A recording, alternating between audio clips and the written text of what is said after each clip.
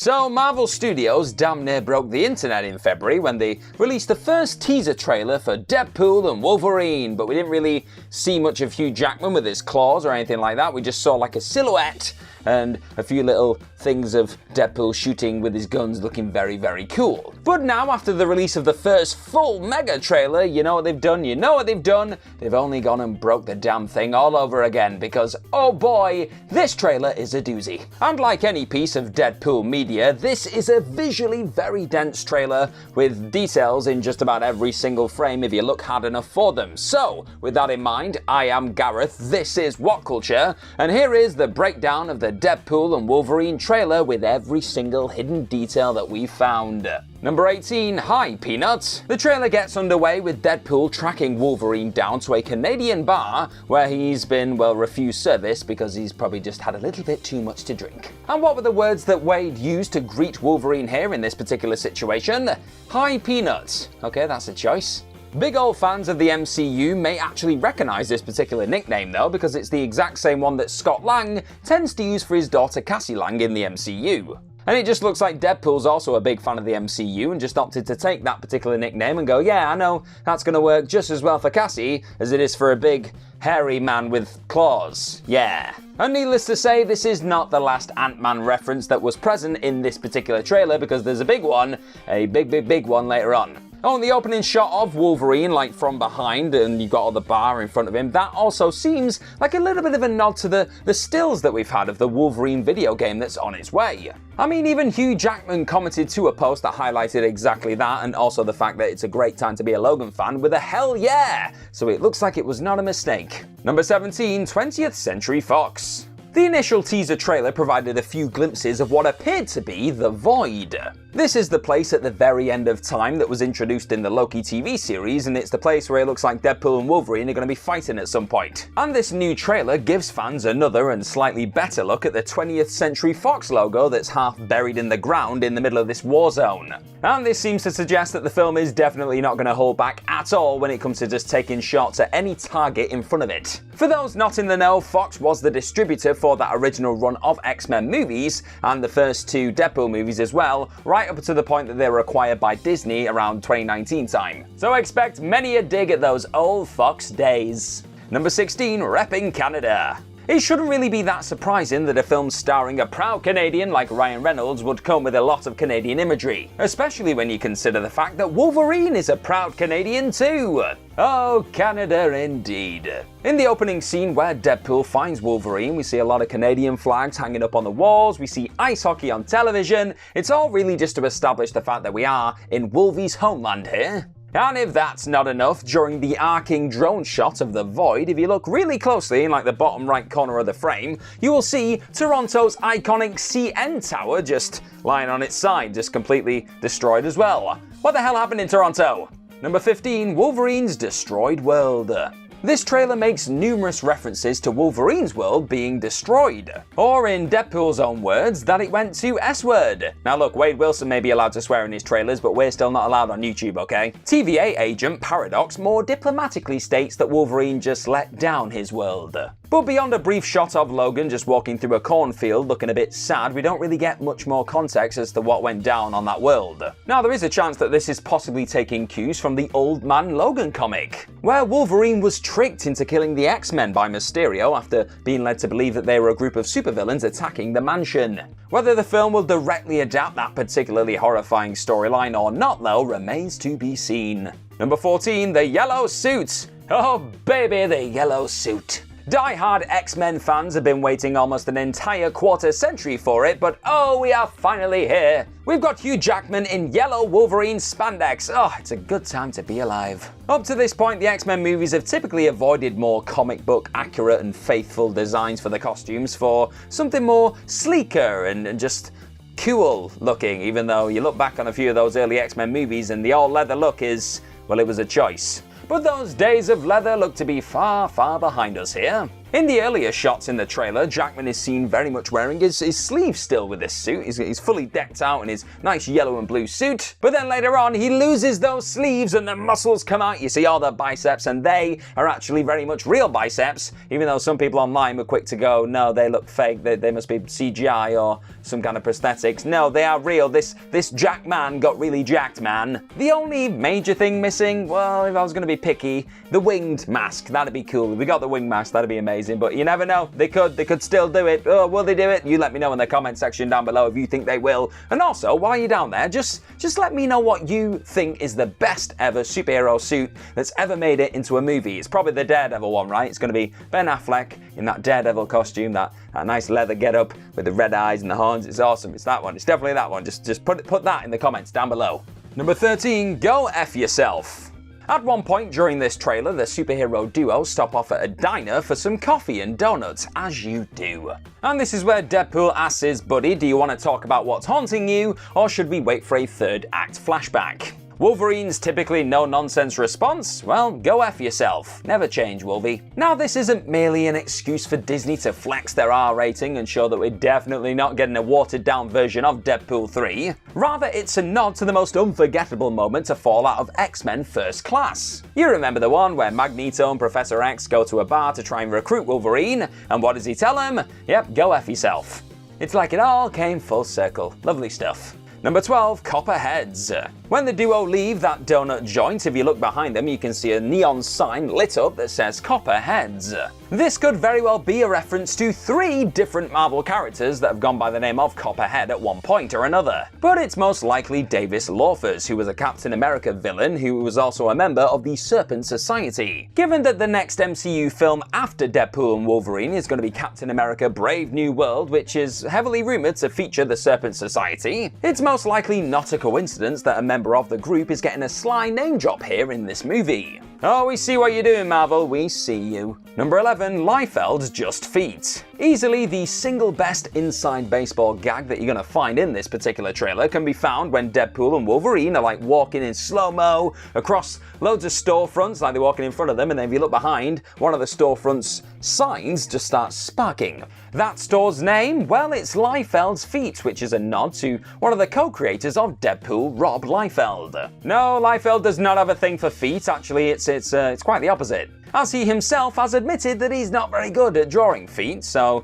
when he comes to like stage and position certain scenes, he tends to do it where, you know, the lower halves are pretty much cut off so you don't have to look at the feet. Now, this has been a long-running gag within the comic book sphere, and there was even a one-liner thrown into Deadpool 2 about it. And given Liefeld's general good humour about these ribbings, it wasn't really that much of a surprise when he took to X and just said, yep, I found that funny, that was a good joke, good stuff, keep him in. Number 10, Emma Corrin's Cassandra Nova. This trailer provides our first real glimpse of the movie's big bad villain, who is Cassandra Nova, played by The Crown's Emma Corrin. Though we don't really get much context at all when it comes to Nova's place in this story, it's clear that she's not really that impressed by the titular duo and that she easily, absolutely destroys Wolverine just by like flicking him and moving him around. She batters the guy. And this is because, going by her comic book origin, she is actually the evil twin of Charles Xavier. Yep, that Charles Xavier, hence why she's got the old bald head going on. A parasitic life form who somehow managed to survive being killed in the womb by Charles, Cassandra is a genocidal maniac in the comics, and there's no reason to believe that she won't be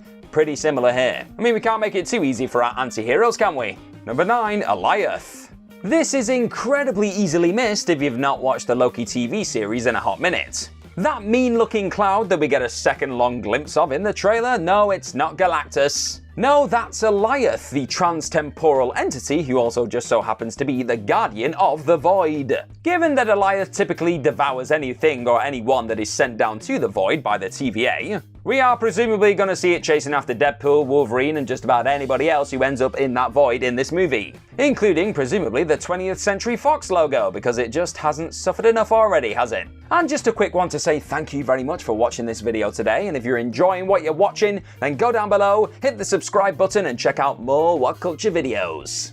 Number 8, AntMan is dead! Oh, we told you we'd be talking about Ant-Man again, didn't we? And my goodness, it looks like Cassandra Nova's base is Giant Man's head, skeleton and all. That's right, Ant-Man, or at least a version of him, is dead here in this movie, and his rotted remains are now housing Nova's motley crew. It's one hell of a gnarly image for an MCU film, and it once again shows that we're definitely heading into more mature waters with this Deadpool and Wolverine movie. This wasn't actually a purely original creation for the film though, as Giant Man's skeleton was seen in a memorably gross panel in the Old Man Logan comic. As for which version of Scott Lang this is though, well, feel free to speculate in the comments down below. Number 7, Lady Deathstrike, Zazil and more. The shot of Giant Man's skeletal remains is an absolute festival of cameos. I mean, look at them all. Though the image is just distant enough that it's only possible to really properly point out a few of them, like officially go, yeah, that looks like they're there. So we can definitely see Lady Deathstrike in the frame. She's there because you can see her claws coming out of her hands. I'm like, yep, I know you. And on her right, we can also see Zazil, who's pretty clear as well because of his red skin and black suit. We're like, yep, that's Zazil. It looks like Pyro, who was also seen in that first trailer, is there too. It looks like he's just chilling there in the background. While we could also, just going off what we can see here and just kind of speculating a little bit, we could also be seeing versions of Toad, Callisto, and then the Punisher's Russian. In case it somehow wasn't clear already, Deadpool and Wolverine is going to be an absolute cameo-palooza, folks. Number 6, Mad Max Fury Road. Amid the abject chaos taking place in the Void, there looks to be a clear attempt to mimic the visual style and wanton carnage found going down in Mad Max Fury Road. All while Deadpool gets vocally giddy about being involved in a big slow-mo action sequence. You can't really blame him, can you? In one shot, we can see a collection of bikes just dragging along a tank, which again feels like a pretty clear nod to something like the war rigs found in George Miller's masterpiece. And while nobody's really expecting this movie to top Fury Road when it comes to action sequences, because I mean, like, what movie can? This should still be a fun quasi-parody when paired with all the ridiculous cameos that we're probably going to get in this movie too. Number 5, Red Skull's car. Another shot from the big battle in the Void shows off a rather familiar looking, rather wacky vehicle. This is in fact the very same coupe once driven by Johann Schmidt himself, aka the Red Skull in Captain America the First Avenger. Now you would be forgiven for not immediately recognizing it though, given that it's been given a few modifications, let's call them. Some big fire decals on the front and sides, yeah. While we don't get a super clear look at who the driver is of this car in this moment, set photos have shown that Pyro is going to be sat in it at some point, so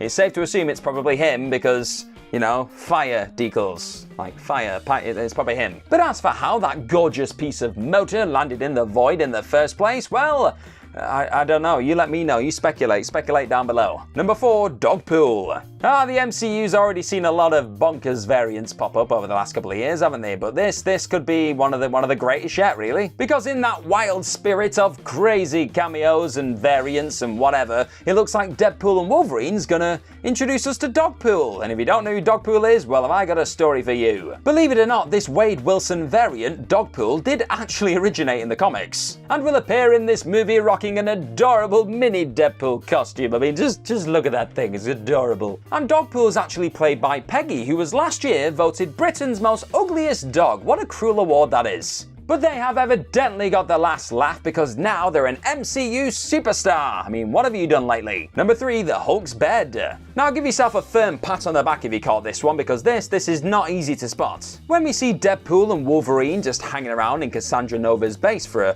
a few seconds there in the trailer, if you look in the background very briefly, you can see like a skull shape, like teeth shaped thing in the background. Now this is actually the skull bed that the Hulk would sleep in during his time on Sakaar in Thor Ragnarok. That is crazy. The shape and tooth pattern, all of that is exactly the same as what it was when you go and look at it in that Thor threequel, the Thorquel, Throck, I'm gonna stop. But it's really not clear right now how that thing got there and how it even came into Nova's possession in the first place. Whatever the reason, Nova clearly has a worrying obsession with surrounding herself with skulls. You got Giant Man's skull, you got a skull bed, there's gonna be other skulls, maybe even Red Skull, we'll see. Number 2, interdimensional portals. This trailer climaxes with the duo seemingly escaping the Void by jumping through an interdimensional ring, made by a sling ring they're just jumping through. Now, this isn't necessarily the most shocking thing in the world, given that portals do tend to pop up all over the place in the MCU. And look, plenty of characters have used sling rings up to this point, like even Ned in Spider-Man No Way Home, so a lot of people have done that, so it's not necessarily going to guarantee here that we're going to see Doctor Strange or Wong pop up in this Deadpool movie. I mean, we definitely could, but there's also a lot of other people that it could be too. But what is interesting here is how the contents of this particular portal appear to have been intentionally obscured by Marvel. Typically, when one of these portals does pop up, you tend to see where you're going. It like shows you in the portal and then you jump through. But because that particular destination is no doubt spoilerific, they appear to have taken it out of the trailer, which is probably the best shout, isn't it? But oh boy, I wonder where they're going. Number 1, do you want to build a snowman? The trailer's hilarious final gag sees blind Al invite Wade to have some nose powder with her, because why not? At which point Wade warns her that the one thing that we're not allowed to do in a Kevin Feige Marvel movie is the powder. We're not allowed to do any nose powder. It's the one thing that was strictly off limits in an R-rated Disney movie. Al then rattles off a string of slang words for the drug, ending with, "Do you want to build a snowman?" To which a saddened Wade replies, "Yes, but I can't." This isn't just a drug reference though. No, it's so much more. Because of course this is also a nod to the running gag found in Deadpool 2, where Wade realizes that "Do you want to build a snowman" from Frozen sounds just like "Papa, can you hear me" from Yentl. And on that note, it's time to say okay, bye. Be sure to head back to What Culture for more breakdowns when the next mega trailer no doubt drops.